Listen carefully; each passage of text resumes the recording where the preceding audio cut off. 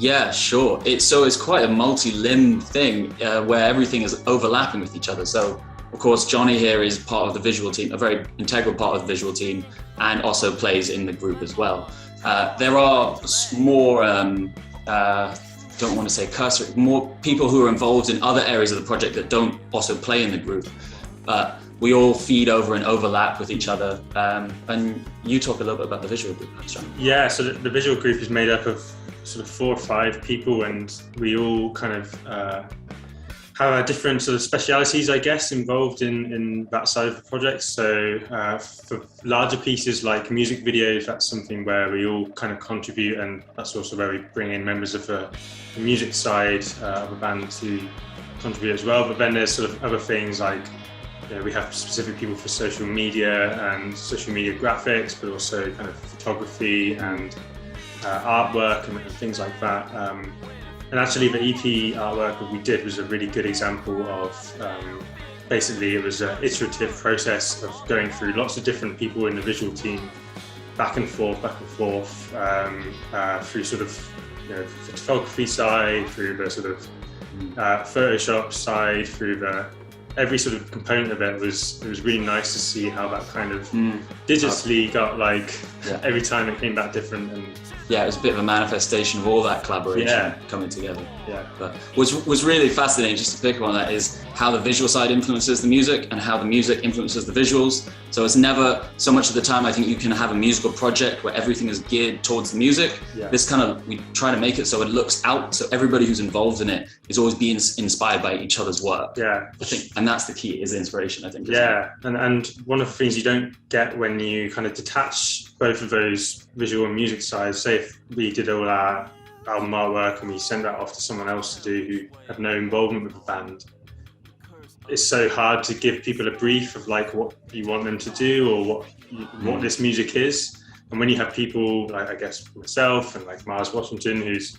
the sort of director of the visual group, who are playing in the band, you can just immediately get a sense of, okay, I know how this track sounds like, or I know what this EP looks like in my head, rather than having to explain that and use lots of abstract sort of terms to tell someone how to make an EP artwork, for instance. So yeah, it's a really nice sort of almost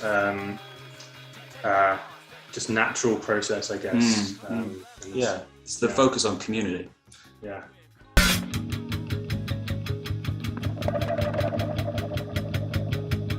Well, okay, musically, I'd say the main thing we have is focusing on groove. I think that is a fundamental aspect of the band, is having something that just makes you want to move. The relationship between the bass and the drums.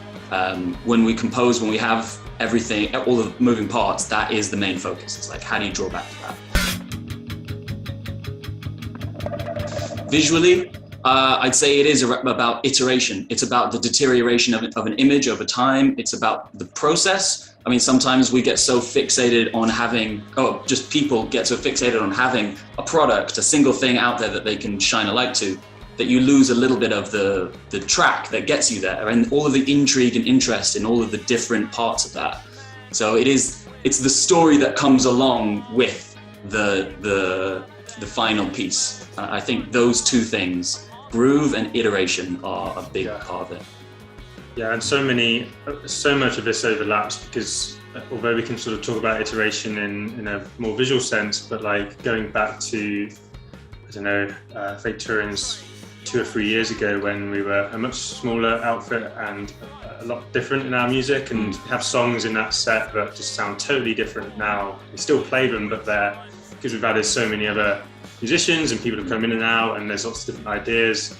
There's so many things just sound totally different and better, in my opinion, than they used to. But yeah, it's like it's constantly evolving. Everything is constantly evolving, I think, and we don't want to.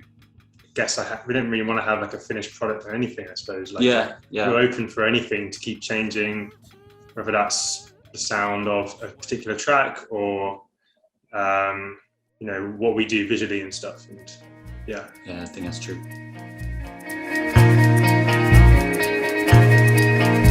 I really do believe in this idea of giving giving people something to experience, and it is about that experience. And if you can curate that and give them something live, then that's so much more valuable than just 3-4 minutes of listening to a track, which has its own merits. But having that live conversation, being imbued and losing your inhibitions, I think that's what it's really about, is losing inhibitions and just committing to the experience. Yeah.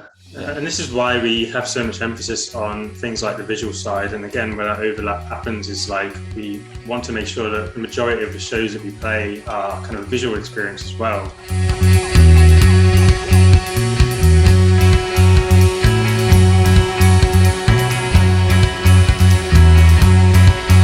Yeah, that was a performance that we had recorded at Tile Yard Studios for a single that's yet to be released, actually. It's something that we've kind of kept in our back pocket. And it was done as the full band. It was probably the first time we'd gotten together as a full band for like months after the pandemic had started. And it was a really, really joyous occasion to actually be there, to have proper filming, photography, and proper monitoring through that. So capturing that moment and being able to share it with Left of the Dial was quite a special thing.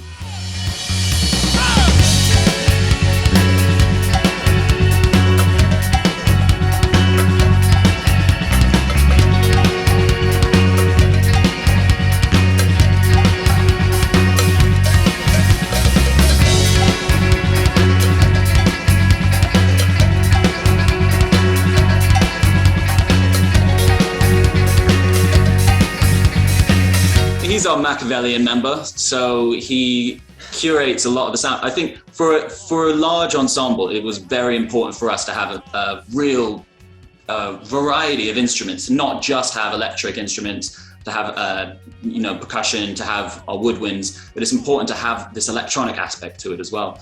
And he actually builds some of these instruments and takes a few other different instruments as well, connects contact microphones to it, and hooks it up to a series of pedals. So the best one we've got right now, he's got this really great sidechain pedal. So sometimes if he gets a really low end sub sound, we can hook it up to the kick. So you just get this extra pulse underneath it. And it's something that I think visually it's very noticeable.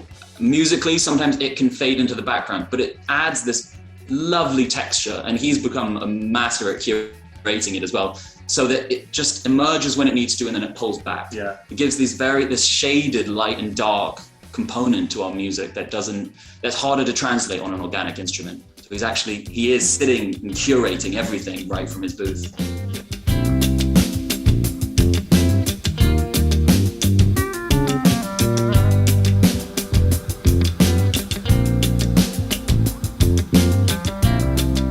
To be honest, I've never met him. This is a character, every time we film stuff, we filmed an empty hallway that day. I was walking down that hallway, and then when we got the footage back and we put it on the television, he was just there. It's like a virus in one of our... Yeah, I think we were making a movie or something one day. It's the virus in our software, and he's just never left. We just call him the Phantom at this point, but he's basically followed us around for years now.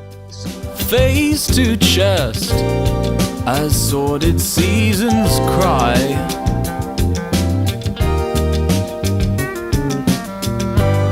and the pleased invest, and then they water feelings mute.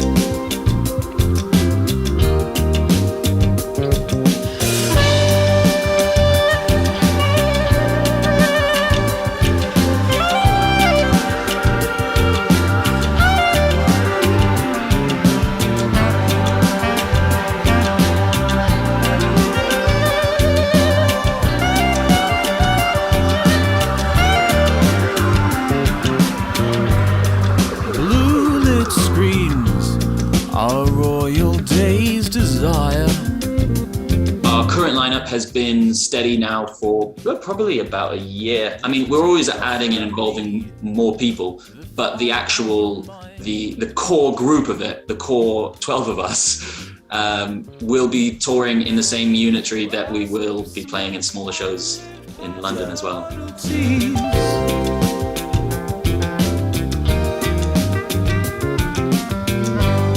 And the baptized self, well, he submits to Evergrown.